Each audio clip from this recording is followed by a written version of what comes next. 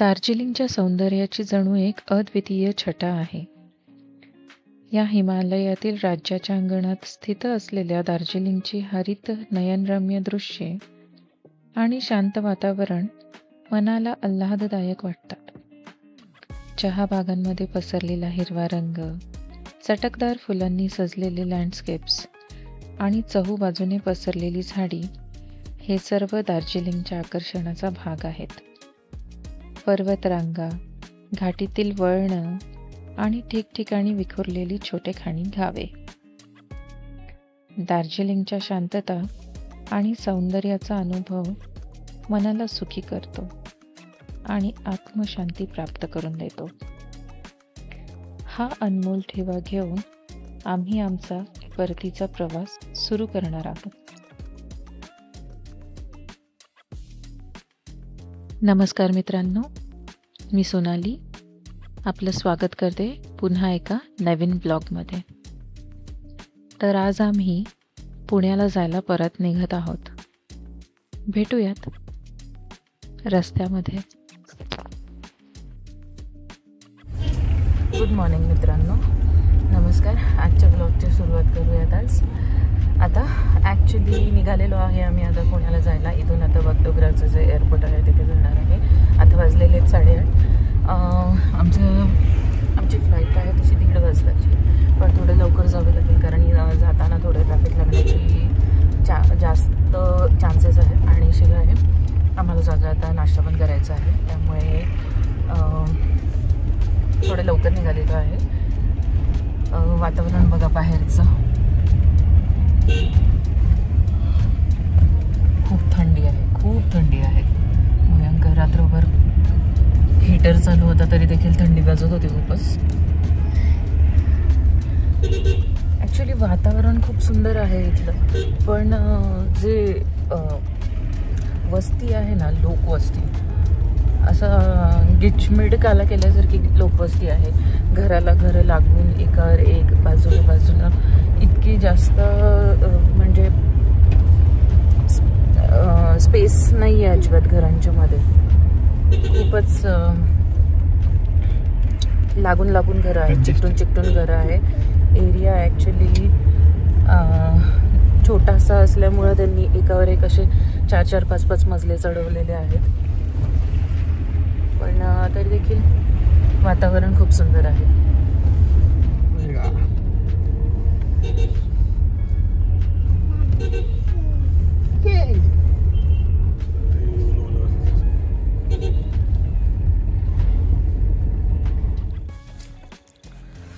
मित्रांनो, मी उभी आहे चहाच्या मळ्यामध्ये. पहा, दूरपर्यंत चहाचे मळे आहेत तिथे.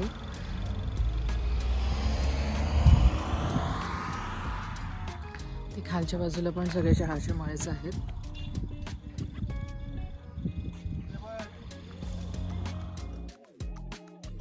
मित्रांनो, रस्त्यामध्ये खूप गर्दी लागली आम्हाला. जसं मी आधीच म्हटले होते की खूप गर्दी लागेल. प्रवास फक्त 70 किलोमीटरचा होता, पण पूर्ण डोंगराळ भागातून वळणाचा रस्ता असल्यामुळे बराच वेळ लागला. आत्ता आम्ही बगडोगरा एअरपोर्टच्या समोर पोहोचलेलो आहोत.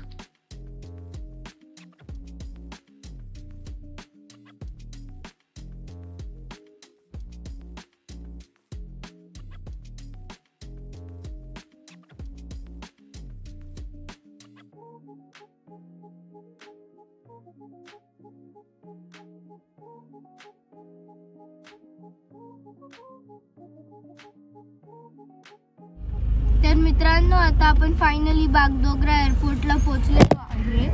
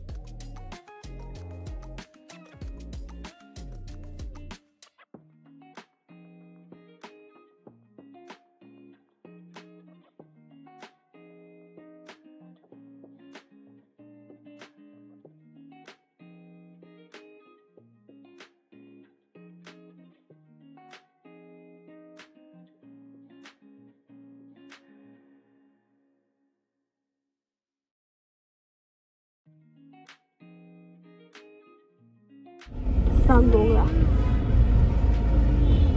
तर मित्रांनो आता आपण एअरपोर्टच्या आत पोहोचलेलो आहे.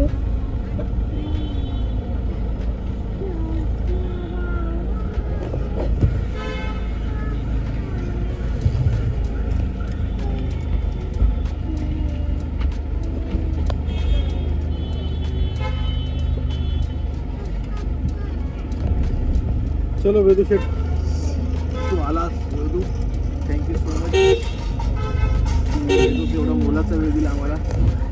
आम्ही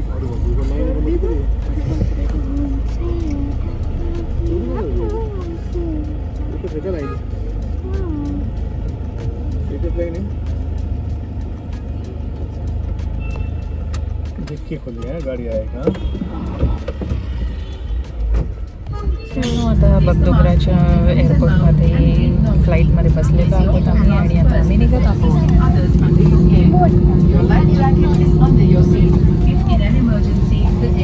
तर आता दिल्ली एअरपोर्टवरती आपण भेटूयात. बगडोगरा ते दिल्लीच्या उड्डाणात आकाशातून हिमालयाच्या पर्वतांचे सौंदर्य अविश्वसनीयरित्या समोर येते. खिडकीतून पाहताना उंच पर्वतरांगांचे दृश्य तुमच्या समोर खुलते. या पर्वतरांगा कधीच थांबणार नाहीत अशा पद्धतीने समोर उभ्या ठाकल्या आहेत असं ठासून सांगतायत. बर्फाच्छादित शिखरं जणू काही आकाशाचा एक भागच आहेत असं वाटतं. इतक्या त्या जुळून आल्यासारख्या दिसतात. हिमालयाच्या सौंदर्याने मनाला एका शांततेची अनुभूती मिळत आहे. हे सौंदर्य अनंत आहे, एक दिव्य आणि शांत गोष्ट जी हवेच्या वरून पाहताना मनाला एक अनोखा आनंद देत आहे.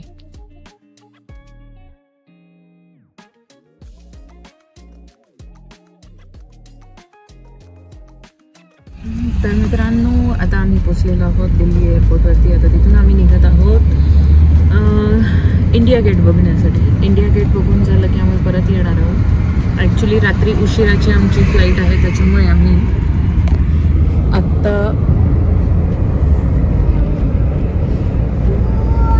जो वेळ राहिला आहे त्या वेळामध्ये असा विचार केला की थोडा वेळ आम्ही आहे, 5-5.5 तासाचा वेळ आहे आमच्याकडे. तर आम्ही विचार करत होतो की थोडंसं दिल्लीमध्ये इंडिया गेटमध्ये तरी जाऊन फिरून यावे.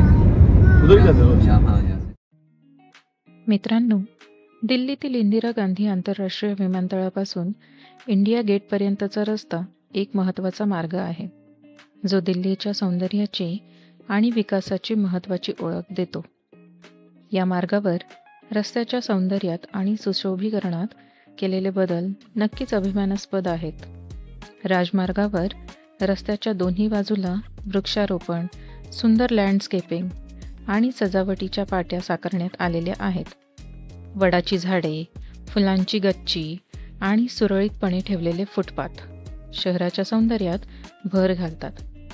या नवनिर्मित पायवाटांमुळे प्रवाशांना एक चांगला अनुभव मिळतो आणि दिल्लीच्या आधुनिकतेचा आणि सांस्कृतिक वारशाचा एक समृद्ध परिचय मिळतो. पण दिल्लीच्या रस्त्यांवर वाढलेली वायू प्रदूषणाची समस्या एक चिंतेचा विषय आहे. शहरातील धूळ आणि धुराच्या कणांमुळे वायू प्रदूषणाची पातळी खूपच वाढली आहे, ज्यामुळे लोकांच्या आरोग्यावर गंभीर परिणाम होत आहेत. सरकार आणि स्थानिक प्रशासनाने वायू प्रदूषण कमी करण्यासाठी अनेक उपाययोजना केलेल्या आहेत, जसे की वाहनांची वेळोवेळी तपासणी, स्वच्छ इंधनाचा वापर आणि हिरवळ वाढवण्याचे प्रकल्प. तर मित्रांनो, आम्ही आलेलो आहोत आता इंडिया गेटच्या समोर आलेलो आहे. तर मित्रांनो, आता आपण इंडिया गेटला पोहोचलेलो आहे. हे बघा इंडिया गेट.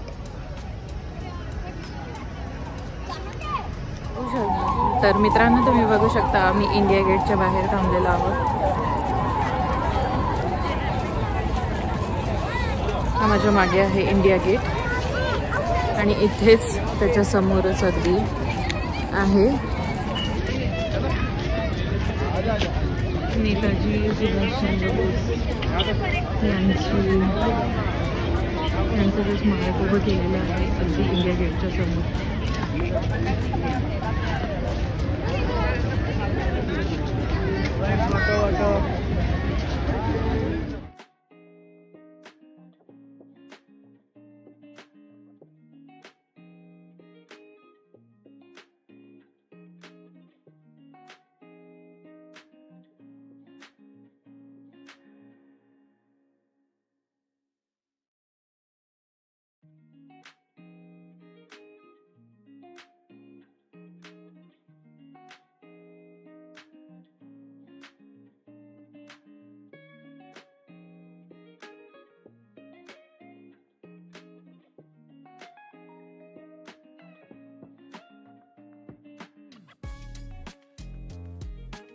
मित्रांनो, इंडिया गेट हे नवी दिल्ली शहरातील एक प्रमुख ऐतिहासिक स्मारक आहे. हे स्मारक 1917 ते 1931च्या कालावधीत बनवले गेलेले आहे आणि हे लंडनमधील आर्क द ट्रायम्फवर आधारित आहे. इंडिया गेट भारतीय सैन्यातील 82,000 शूर सैनिकांच्या स्मरणार्थ उभारण्यात आलेले आहे, ज्यांनी पहिल्या जागतिक युद्धात बलिदान दिले. इंडिया गेटची उंची सुमारे 42 मीटर आहे आणि हे लाल संगमरवर आणि ग्रॅनाइटने बनवले गेले आहे.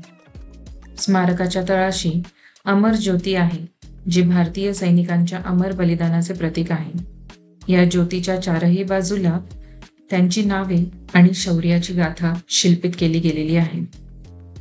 इंडिया गेटच्या आजूबाजूला सुंदर बागांची निर्मिती केली गेलेली आहे, जिथे आपल्याला कुटुंब आणि मित्रमंडळी एकत्र येऊन सुंदर वेळ एकत्र घालवताना पाहता येतात.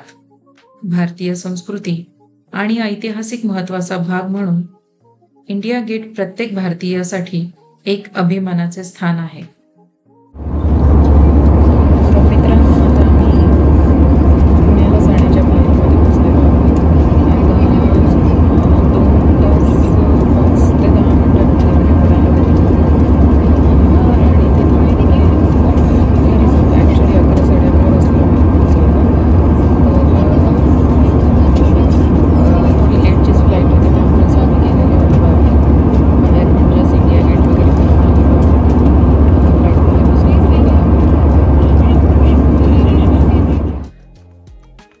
मित्रांनो, आम्ही आता घरी आलेलो आहोत.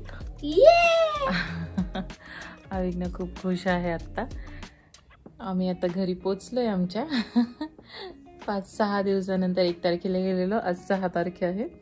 आज 6 तारखेला आम्ही परत आलेलो आहोत. आपण कपडे काढून आलो. तर छानपैकी फ्रेश वगैरे होतो आणि झोपतो. रात्रीचे 12:30 वाजत आलेले आहे.